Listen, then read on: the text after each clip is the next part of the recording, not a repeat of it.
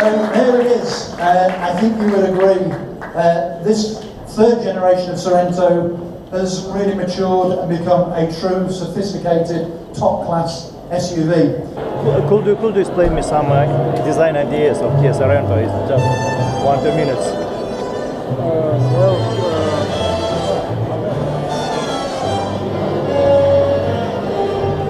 It's hot in here. yeah.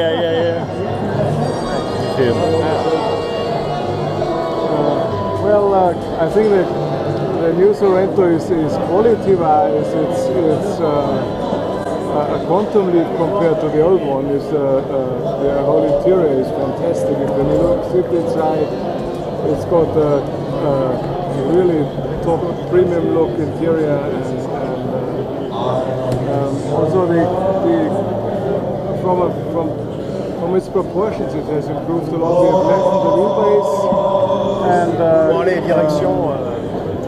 we have a more upright front, so it looks a lot more self-confident and strong.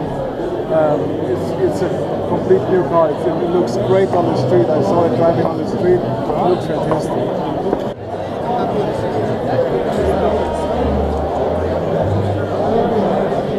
Obviously, if you think back to the concept cars, we've shown products like the GT concept, the coupe concept, those sort of products. We're still reviewing what opportunity could be there. We'd be very keen in Europe, obviously, looking at how the BSUV market continues to grow.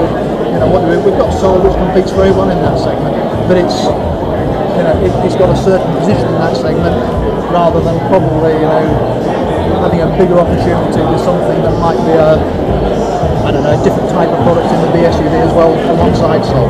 So we showed things, we've shown concept cars before. Does he have more power now in his new position? Does he have more power to push things through like that? I don't know really. I don't know. He'll tell me he will. I would ask Peter. He has the ear of a most senior bit because he's done such a good job, and if you've done a good job and you've brought the right products to market, I think they'll listen to him, and if he draws something, if he designs something, I think they'll take it very seriously. The concepts have been spectacular. Outstanding. And well received. Absolutely outstanding, yeah. Do you think that's the next natural step in terms of stretching the perceptions of the brand, given that you've built up a steady foundation? We think in terms of if we continue to build the perception of the brand, and that's what it's all about. We think, and as I talk to people who are close to the industry, either working it directly or indirectly, I think there is now recognition about how good the product is.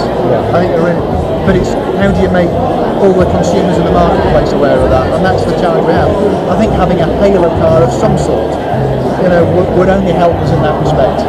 And actually, as I was saying earlier, that's one of the reasons why this car is actually really important. It may only be, this is less than 5% of our total European sales volume, but as a large SUV with a real quality build and everything about it, it's a statement about this is what Kia does. We're not just about Picanto and Siege. We're not just about small city cars or family cars. We also Sportage and then upwards to Sorento, and demonstrating real quality, not only in design but in Is there some ideas from quarries? Is there some ideas from quarries using for? Again, a lot the interior design was done through the European team in Frankfurt, so I'm not quite sure what they took as their inspiration in terms of existing models. But clearly, a key thing for us when we were bringing this car to this stage was to get the exterior style right, but to really focus on the interior quality. That was a really key message for the team, which is why the European design took that on as their project, to get the interior looking right, feeling right, and offering that luxurious type interior that, quite honestly, if you're in the DSUV segment, that's what you need, that's what people now want, and I think with this car we've really delivered it.